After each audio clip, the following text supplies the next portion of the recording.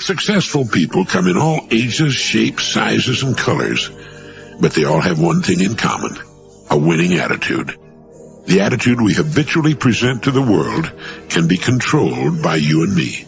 We determine our attitude when we get up in the morning and set out on a new day. And our days, all the years of our lives, will usually reflect and give us back what we really expect. We live in a world of words. No matter what something happens to be, we have a word for it.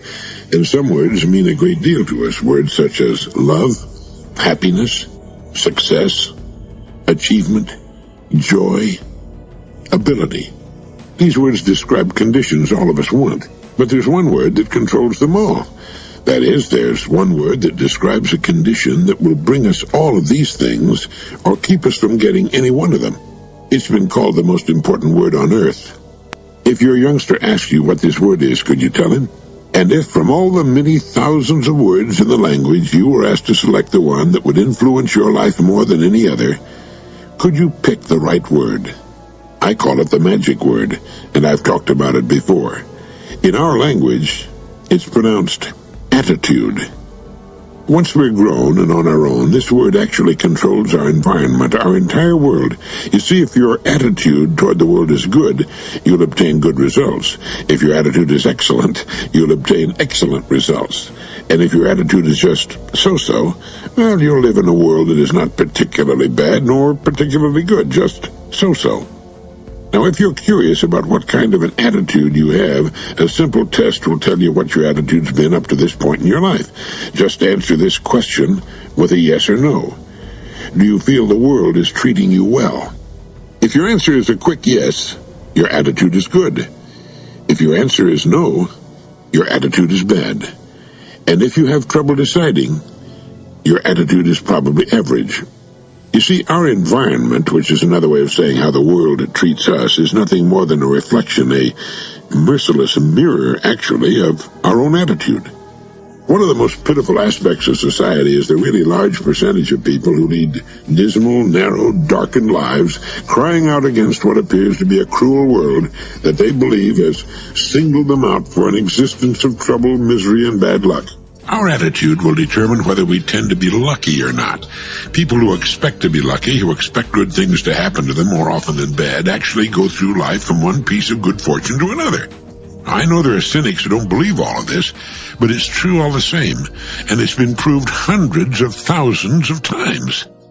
It doesn't mean you can pick the winner at the track or bet on the right team. There are too many variables in such things. But we get from life what we tend to expect from it. We do the things we make up our minds to do, live in the towns or areas we want to live in, and work at the jobs of our choice once we learn the magic of putting our minds and attitudes to work in our lives. The person with the attitude that he can't do something will seldom do it. The person who believes he can does. Perhaps not the first time, but his attitude gives him the confidence to stay with it until it's been accomplished. When I was starting out to build my business, I used to call on advertising agencies in Chicago. I met a lot of receptionists and telephone operators. I'd give my greeting and ask how they felt, and I recall hearing on several occasions, in fact most of the time, the response, "I'm tired." I'd say, "Well, it's only 10 o'clock in the morning. How can you be tired already? No sleep last night?" "No," the receptionist would say, "I got plenty of sleep. I'm just tired in the mornings." These people had tired attitudes. They expected to be tired, but if they were leaving on vacation that morning or a special weekend were coming up, chances are they'd get up feeling great. Nearly every time I've started something of some size and risk, I've had people tell me not to try. "You'll just lose your shirt," they'd say. They had losing attitudes. I never gave it a thought, and you'll find that typical of people who get things done. They may proceed with great caution and care and go to great lengths to avoid making any unnecessary mistakes. But they fully intend to win, and when they do, with an attitude of failure, we're whipped before we start. Successful people come in all ages, shapes, sizes, and colors, but they all have one thing in common: a winning attitude. I ran across a quotation by Norman Cousins I thought you'd find interesting. He said, "The prime fallacy of pessimism is that no one knows enough to be a pessimist."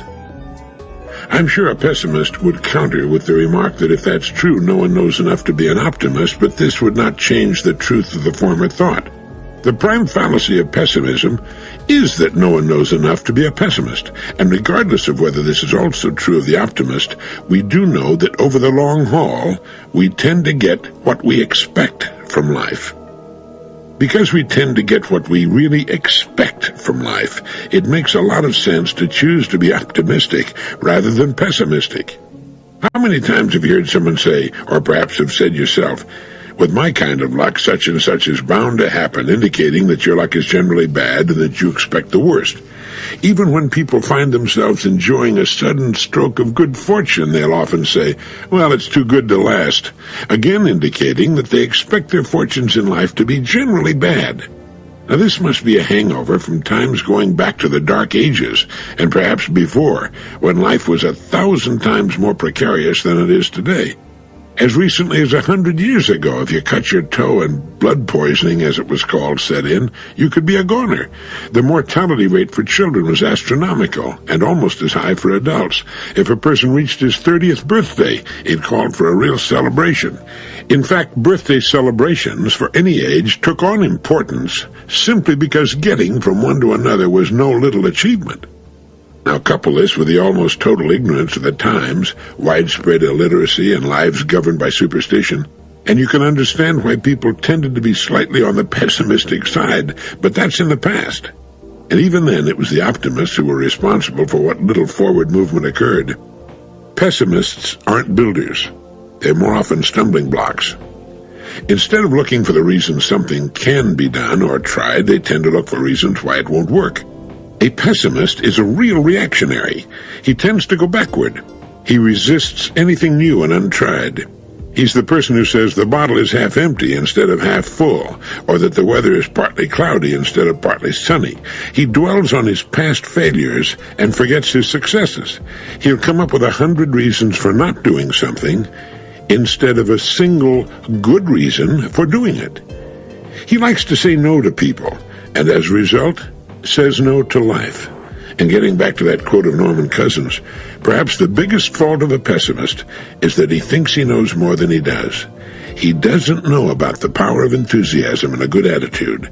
He won't move forward until all the lights ahead turn green, and thus never moves, because all the lights are never green at any one time. A person has to learn to be a pessimist. Children are the most wonderful optimists and think anything at all is possible. It must be in the home that so much of this natural enthusiasm dies or is killed. As George Santana said, we must welcome the future, remembering that soon it will be the past. And we must respect the past, remembering that once it was all that was humanly possible. Let me quote something to you found in Carl Sandburg's account of the Kansas sodbuster. Who was that early sodbuster in Kansas? He leaned at the gatepost and studied the horizon and figured what corn might do next year and tried to calculate why God ever made the grasshopper and why 2 days of hot winds smothered the life out of a stand of wheat and why there was such a spread between what he got for grain and the price quoted in Chicago and New York. Drove up a newcomer in a covered wagon. What kind of folks live around here? Well, stranger, what kind of folks was there in the country you come from? Well, there was mostly a low-down, lying, thieving, gossiping, backbiting lot of people. Well, I guess, stranger, that's about the kind of folks you'll find around here. And the dusty gray stranger had just about blended into the dusty gray cottonwoods in a clump on the horizon when another newcomer drove up. What kind of folks live around here? Well, stranger, what kind of folks was there in the country you came from? Well, there was mostly a decent, hard-working, law-abiding, friendly lot of people. Well, I guess, stranger, that's about the kind of folks you'll find around here. And the second wagon moved off and blended with the dusty gray cottonwoods on the horizon while the early sodbuster leaned at his gatepost and tried to figure out why 2 days of hot winds smothered the life out of a nice stand of wheat. Noel McGinnis tells us that what Carl Sandburg is telling us here is that the world cooperates with us by conforming to our expectations of it. The classic example of this is, of course, the paranoid who suspects that everyone's against him and who therefore relates to people in such a way that they're bound to be against him. Psychologists have demonstrated that our idea of reality is determined by our perception of things, the way our senses interpret things, rather than the way things really are. Edward T. Hall has written that the relationship between man and the cultural dimension is one in which both man and his environment participate in molding each other. Man is now in the position of actually creating the total world in which he lives. In creating this world, he is actually determining what kind of an organism he'll be. Carl Sandburg, Dorothy Lee, Benjamin Lee Whorf, Edward Hall, and numerous others have told us, in essence, that we create our own space. Now, what does this mean? Well, as with Albert Einstein, it means that space is relative. Unlike Newtonian physicists, Einstein did not conceive of space as an absolute entity in relation to which things are organized. Quite the contrary, he defined space as the relationship that exists among things as a result of their organization. Well, the tendency for reality to be a self-fulfilling prophecy rather than an absolute given has been explained by some modern anthropologists. Dorothy Lee does a good job of it in Freedom and Culture. And what all this means for you and me is that our individual worlds will respond to us in the way in which we see them. They will become for us what we expect of them. We are the creators of our own surroundings. The saddest days of our lives are those days in which we can find nothing to be enthusiastic about. I think you can say that a person's enthusiasm is in direct proportion to the importance of what it is he's looking forward to. Thus, there are all sorts of degrees of enthusiasm. People tend to be mildly enthusiastic on Fridays simply because it's the last day of the week and they've got a free weekend coming up. People tend to be more enthusiastic about going home after work at night than they are about leaving for work in the morning. But the most fortunate people on earth are those who live most of their lives in a state of energizing enthusiasm. And you know what the key to enthusiasm is? Well, there are two keys, really. One comes from learning, the other comes from accomplishment. Learning new things tends to keep our enthusiasm high. Perhaps this explains the natural enthusiasm of children. If you've paid much attention to children, you've noticed that they're naturally enthusiastic and they're naturally happy. The reason adults tend to lose a lot of their enthusiasm for living is that they usually stop learning. As soon as school's over, they take the stand, consciously or unconsciously, that they know enough. Any learning they do from that point on, they do passively through the natural passage of time and experience, or again, passively, through the media, newspapers, radio, and television. If new learning comes to them, it does so largely through no efforts, or at least minimal efforts on their part. Learning little that is new or interesting, their lives become repetitious and settle down into well-worn grooves. They see the same people and go through the same motions every day, and gradually or quickly, all or most of the enthusiasm fades from their lives. The second key usually ties in with the first, the second key being accomplishment. It's pretty hard to accomplish something new without first learning something new, even if the accomplishment is limited to improving one's golf game or making furniture in the basement. But we're enthusiastic when we're working on a project we want to complete or master. The key word there is want. It has to be something we want very much to do, as opposed to those duties and projects we must do whether we like them or not. Did you ever get a good look at a dog's face when he's chasing a rabbit? It's the happiest, most alert expression you'll ever see in your life. He's got something wonderfully worthwhile to do, and he's having the time of his life trying to do it. You'd hardly know it was the same dog you saw snoozing and twitching on the back porch before the rabbit came into the picture. He couldn't even keep his eyes open then. It's the same with people. The rabbit may be different for each of us, but it's our job to flesh it out. The word enthusiasm comes from the Greek word entheos, which means the God within. And the happiest, most interesting people are those who have found the secret of maintaining their enthusiasm, that God within. I'd like to read something to you that was written back in the year 1917. It was written by Bruce Barton, who lived to head one of the world's largest advertising agencies and who also won a seat in the United States House of Representatives. The fact that this story was written in 1917 is not important. It's as true today as it was then. Bruce Barton wrote, "A little while ago, I was in charge of a large organization of salesmen. My chief sent me to a Midwestern city to appoint a manager for that territory. There were two candidates.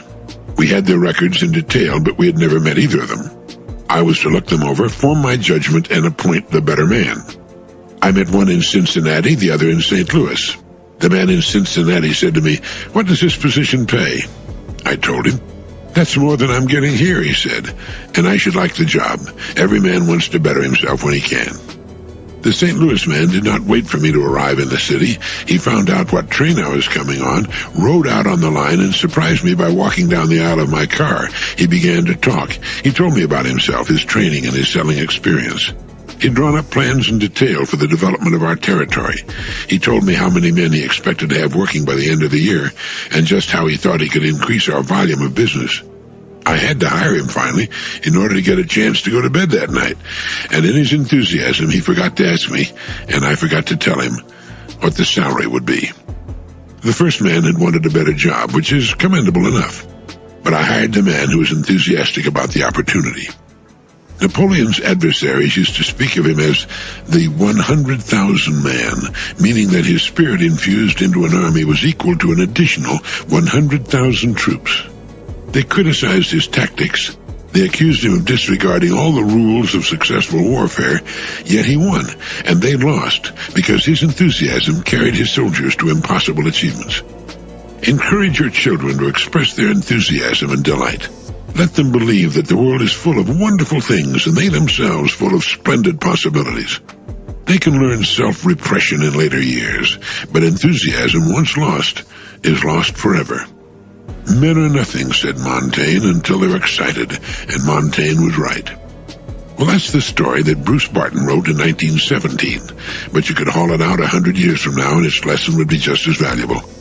We should never lose our zest for living, our excitement and enthusiasm, our curiosity and our desire to know. The person who does is certainly blind to the world, its miracles and possibilities, and his own possibilities. And when we put a damper on a child's enthusiasm, we're repressing one of his most valuable emotions. You know, the world is as exciting today as it was when we were children. The trouble lies in the fact that we tend to lose our children's eyes, and because of it, our enthusiasm for life. How would you answer the question, why are you here? Go ahead, ask the question. Ask, why am I here? Do you know? Dr. Albert Einstein was asked to answer that question, and he did. Do you know what he said? Well, I'll get to it in a moment. You know, it's been said that if the universe is an accident, we are accidents. But if there's meaning in the universe, then there's meaning in us also. And since it is believed that Dr. Einstein understood more about the laws governing the universe than any person who ever lived up until his time, let's go to him for some answers. He believed there was some sort of meaning in the way things are. He was sure of it. He said, the more I study physics, the more I'm drawn toward metaphysics.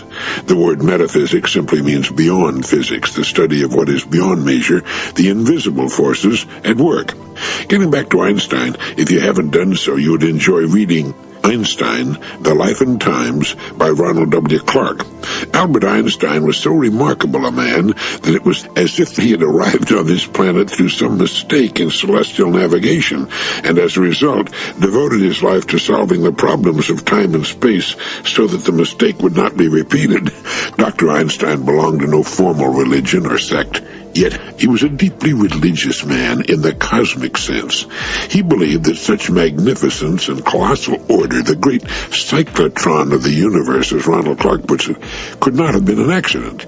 And he addressed himself to the purpose of life. He answered the question, why am I here? As well as it has been answered, I believe, when he said, man is here for the sake of other men only. Now, he used the word man in its classical sense, the idiomatic man, meaning human beings of both sexes, of course. So he said that we are here for the sake of others only. Is that the way you would have answered it? Do you believe that you are here solely to serve others, and through serving others, are being served and enjoying life as a result? We are here for the sake of serving others only. And to the extent that we serve others will we know the joy of living. To many that'll sound silly and square, but that's what it comes down to nevertheless, and sometimes it takes a long time to learn the truth of it. Millions never learn it and grow old in querulous discontent, wondering what went wrong with their lives. Our rewards in life will always be in direct proportion to our contribution. This is the law that stands as the supporting structure of all economics and of our personal well-being. Unfortunately, most people either don't know about this wonderful rule or think that somehow it applies only to the other guy. Most people believe we should have speed limit signs too, but that they're for other people who don't know how to drive as well as they do. Let's get back to the law of rewards equaling contributions. The law's in operation all the time, whether or not we know about it or go along with it. It's like an apothecary scale, you know, the kind with a cross arm on top from which depend two bowls on chains. A delicate and honest mechanism. Let's label one of the bowls rewards, and the other one contributions. Most people concentrate on the bowl marked rewards. That is, they want things, more money, a better home, education for the kids, travel, retirement, so on, all rewards. They're hungering for the rewards. But the rewards aren't materializing because they're forgetting the bowl-marked contributions. In other words, they're concentrating on the wrong bowl. They're like the man who sat in front of the stove and said, "Give me heat, and then I'll give you wood." He could sit there until he froze to death. Stoves don't work that way, and neither does life or economics. We can actually forget about the bowl-marked rewards. All we have to do is concentrate on the bowl-marked contributions. Life and basic economics will automatically take care of the rewards. It's a fact that most people have this backward. Now, what do we mean by contribution, and to whom do we contribute? You can define contribution as the time you devote to whatever it is you do and the degree of excellence you put into it. And your contribution is to mankind, and mankind can be defined as the people you serve. So you can break it all down to a simple equation. Your rewards will be determined by the way you do your job, multiplied by the number of people you serve. In our exploding economy today, if a person isn't happy with his rewards, he should take a good long look at his contributions. This may seem like a hard, cruel way of looking at things, but laws are good or bad only in the way we look at them. If you feel you're being held back in life or that you're not getting enough of the things you should, to paraphrase the late John F. Kennedy, ask not what you can get, but what you can do, what you can contribute to the causes and people it is given you to serve. Your rewards, believe me, will always take care of themselves. Here are a few thoughts that you can make your own.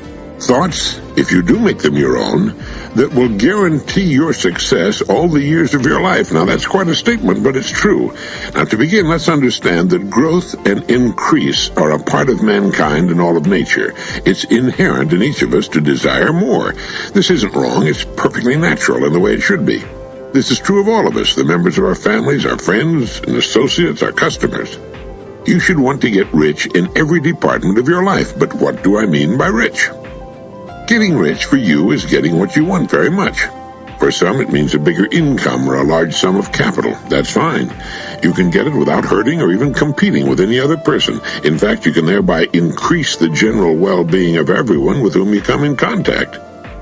Unfortunately, the uninformed believe that you can get ahead in the world only at the expense of someone else. This isn't true. No one can become rich in any way without serving others. Anyone who adds to prosperity must prosper in turn. Getting rich for you may mean obtaining more love, greater peace of mind, owning the home of your dreams, or accomplishing something else you've set your heart upon. In short, getting rich is getting whatever it is you want very much. It's as simple as that. Now, the first step is to understand completely that it's right for you to want what you want. All human activities are based on the desire for increase. People seeking more food, more clothes, more knowledge, more pleasure, more life. The next step is to understand that you need not compete with or deprive anyone. Don't compete. Create. In this way, you add to the general well-being without taking anything away from anyone. Remember to give to every person more than you take from him. Now, at first, this may sound absurd, so let's dig into it a little. In order for a business or a person to expand, and remember expansion is the natural desire of mankind, we must give more in use value than we charge. A building nail doesn't cost much, yet its use is great and goes on for years.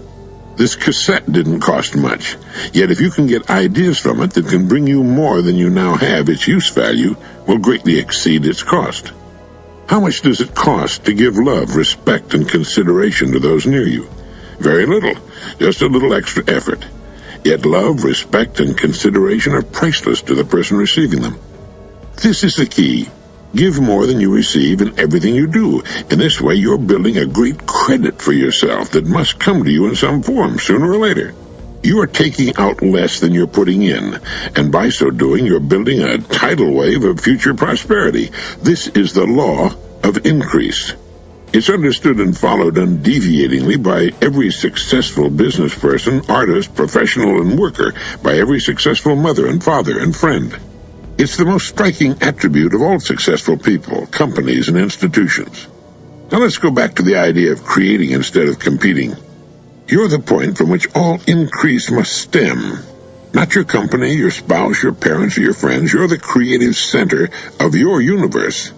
Increase must come from you personally. Find ways to do the things you do that reflect you and your own unique talents and abilities. If you do this, no other person in the world can operate exactly as you do. You'll not be competing with anyone. You'll be creating from within yourself. As you find new and better ways of giving more in use value than you're receiving in money, more and more people will turn to you. You'll find your circle of friends increasing. If you're in business, you'll find it continually growing, expanding. Do this in a quiet and unobtrusive manner. You don't have to shout about how much you're doing for others. They'll recognize it and be drawn to you. One of the most interesting things about such increase is that totally unexpected and wonderful things will begin to occur in your life. People you don't know of exactly what you need will make their appearance at the right time and in the right place. Everything will begin to dovetail, and your life will take on new meaning and direction and bring you far greater rewards. Let the impression of growth, of increase, mark everything you do. As you do these things, keep constantly before you the vision of what it is you intend to accomplish. Don't worry about it. Don't fret about it. Just know you're going to accomplish it. And following these rules, you can't fail. Dr. Albert Schweitzer once said, "I don't know what your destiny will be, but one thing I do know. The only ones among you who will be really happy are those who have sought and found how to serve." People who have not found a meaningful way to serve tend to be at odds with themselves and their worlds, the so-called empty nest years of millions of middle-aged women with a great deal of talent and ability, with a great deal to give, and no place to put it. They putter around the empty house doing simple automatic chores while literally aching for something more meaningful to do, a way of serving that will bring them the contentment and fulfillment and happiness they yearn for. We feel nervous and depressed when we're not being of service. It's what gives meaning to our leisure and gives us a feeling of being needed and important.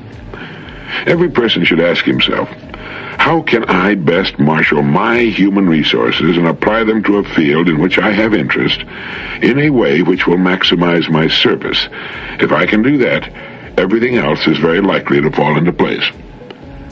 Millions who find their lives boring, who find themselves depressed, at odds with themselves and others, who find themselves suffering from a restless discontent, called the malaise of our times, should seek ways of being of service. I read recently about a psychological test in which you're supposed to complete 20 statements beginning with the words, "I am." That is, on a sheet of paper, you write down the number 1, and behind it write, "I am," and then complete the sentence. You might begin by writing, "I am a human creature." Then on line 2, you again begin the statement with "I am" and make a statement about yourself. You do that 20 times, and before you reach 20, you're making some pretty revealing comments. You're digging for information about yourself. In fact, you're doing what Socrates suggested we do when he said that an unexamined life is not worth living, or words to that effect. And with this method, if in case you're looking for some way of serving, in case you do not now have a very interesting and viable method of service, with this method you might find a clue as to the field or way in which you can make the greatest possible contribution. For by so doing, you're going to reap the greatest possible rewards. I don't think there's any question but that Dr. Schweitzer was correct in his statement. Serving each other is the way to happiness and fulfillment. If you took away the people that we serve, our lives would become meaningless. Other people have everything in the world we can possibly want, and they will gladly share it with us if we will serve them to their satisfaction. The real purpose of our journey through life is to find out how best we can serve. Have you ever noticed that when someone calls you on the phone, you immediately form a mental picture of the person? You get not only a mental picture of his face and figure, or hers, but a feeling with regard to his or her personality. And that feeling you get is either good or bad. That is, the person affects you either pleasantly or unpleasantly. There's hardly ever a perfectly neutral feeling. It's either favorable or unfavorable. And to carry it a step further, you project a picture in the minds of the people with whom you come in contact. And again, whether it's on the phone or in person, that picture is either favorable or unfavorable. You're projecting these pictures all day long to your children, your marriage partner, the people who serve you, your associates, your boss, everyone, all day, every day. So how's your picture? How do you appear to people passing by on the street? Do you appear happy, unhappy, bored, disinterested, worried, successful, or unsuccessful? The picture you project, the way in which you communicate to every person you come in contact with during the day, is a reflection of your total personality. The picture you project is determined by how you feel inside. The people who project the best pictures are those who know how to be grateful. Their gratitude for what they have, for what they are, kind of radiates about them. They don't worry about what's missing, but are grateful for what's there. They don't concentrate on the shortcomings of their marriage partner or their children. They're grateful just to have them.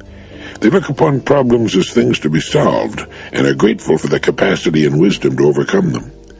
These are the people who run deep.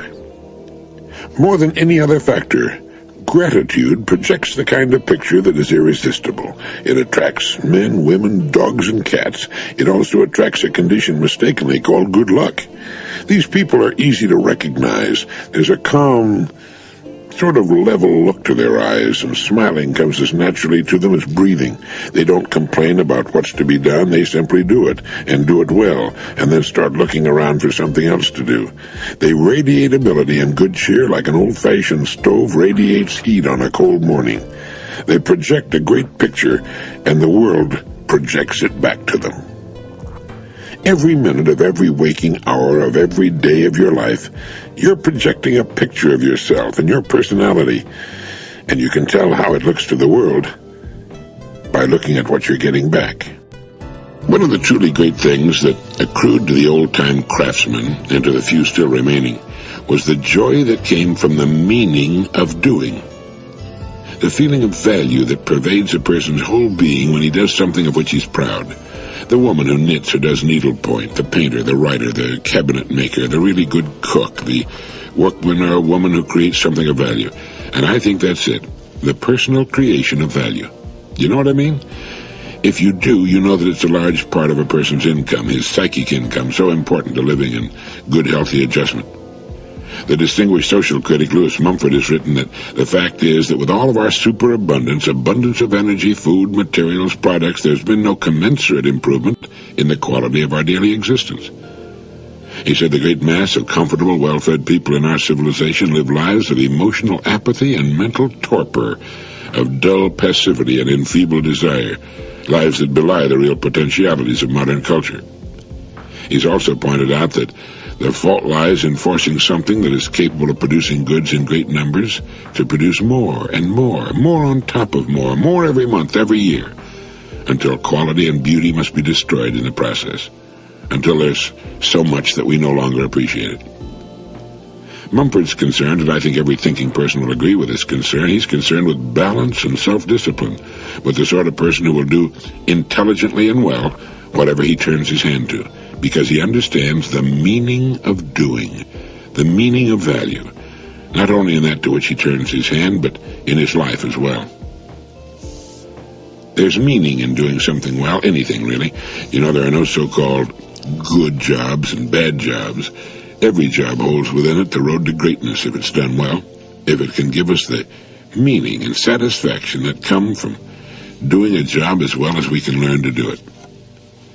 It's wonderful these days when we find a person who does an unusually good job, a waitress, a service station attendant, a mechanic, a salesperson, a carpenter, plumber, other craftsman, an attorney, doctor, whomever. We run into them from time to time, and we never fail to notice and be aware of them, to be grateful to them. Such people always seem happier, more cheerful, and have a much better self-image. They seem to find joy and delight in their work, in their days. They seem to understand that there is meaning in doing what they do as well as they can. They take a few extra pains that converts what would otherwise be an ordinary job into something special. They stand out like fresh oases in a dismal desert of uninteresting sameness, and they find that the meaning they find in doing brings meaning into their lives. They're happier people because of it. You know them. Perhaps you're one of them. If so, congratulations. You're the member of an exclusive club. James B. Conant, when he was president of Harvard University, commented that each honest calling, each walk of life, has its own elite, its own aristocracy based upon excellence of performance. That's beautiful. People in every field of human endeavor will agree with that remark. Aristotle said, "Excellence is an art won by training and habituation.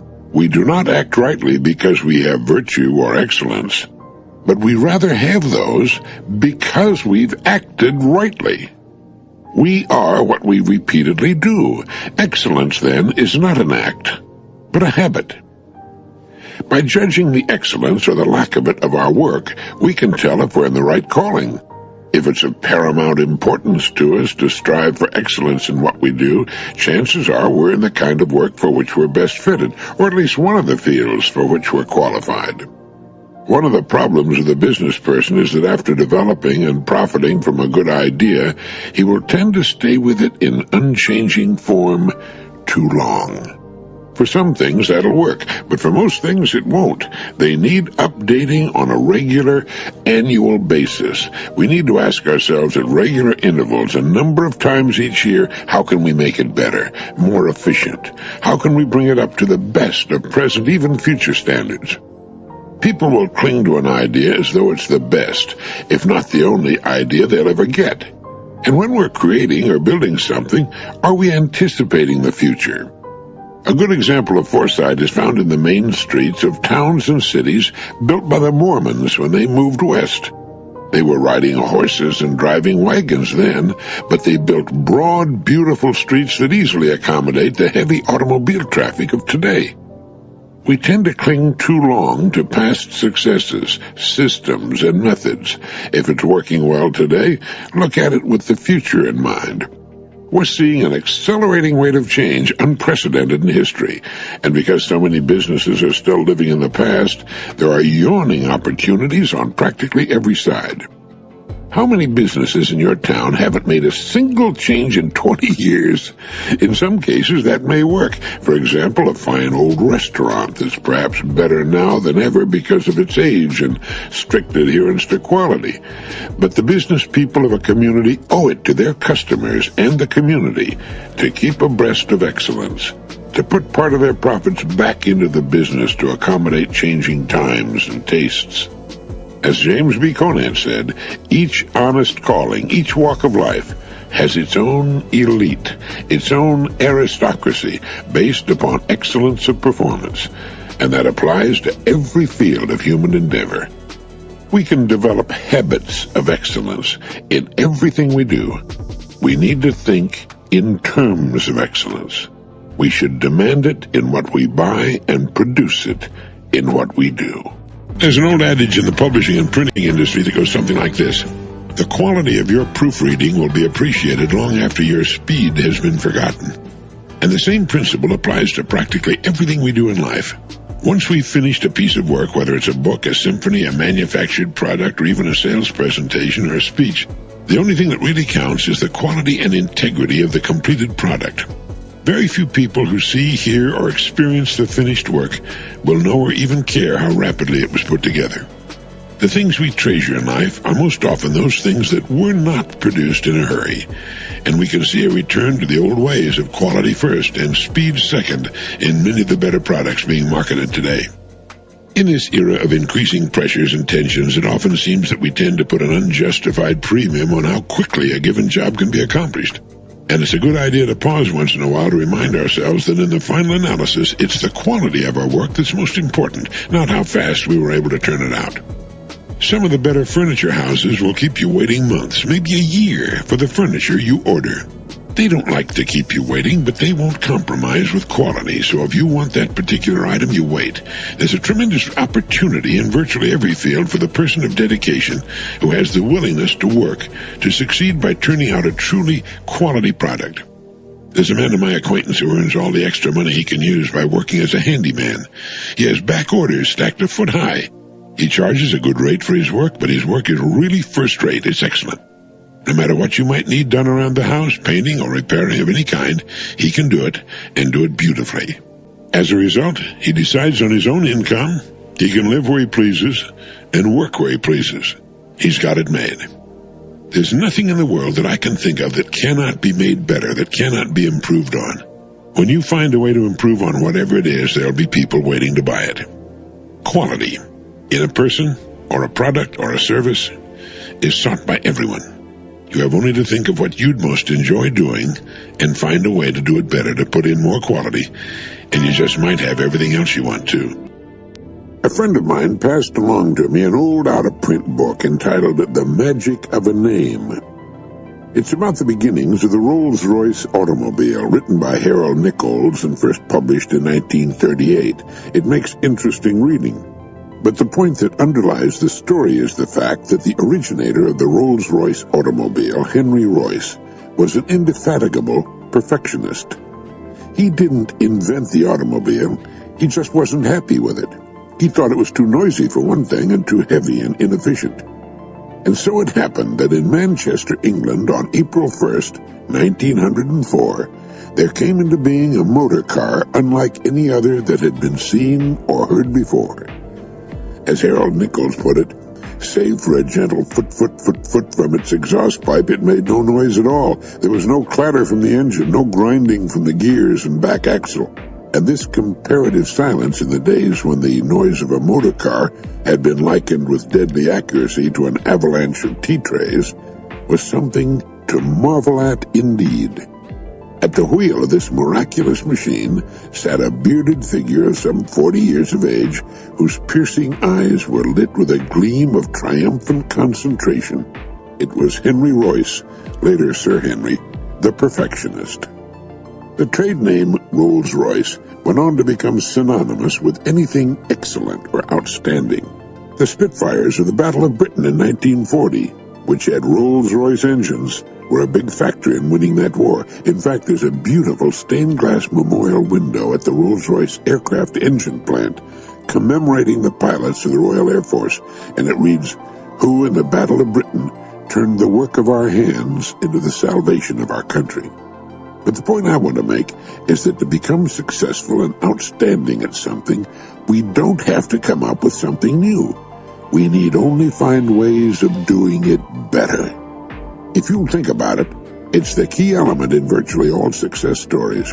Hilton hotels, Holiday Inns, Kentucky Fried Chicken, McDonald's hamburgers. The list is endless. If you want to succeed at something, just do it better.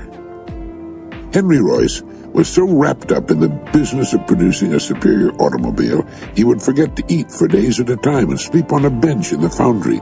A boy was hired to follow him around with a glass of milk and some bread so he wouldn't get sick from malnutrition. He once heard a mechanic make the statement, "Okay, that's good enough." And they almost had to tie him down. Nothing was good enough for him. And his name and the name of his salesman-distributor partner, C.S. Rolls, is a symbol of quality. It's the same in every field. Advertising to zinnia growing. Give it the kind of study and all-out dedication that Royce gave to his cars, and your name will someday stand like some of those I mentioned earlier.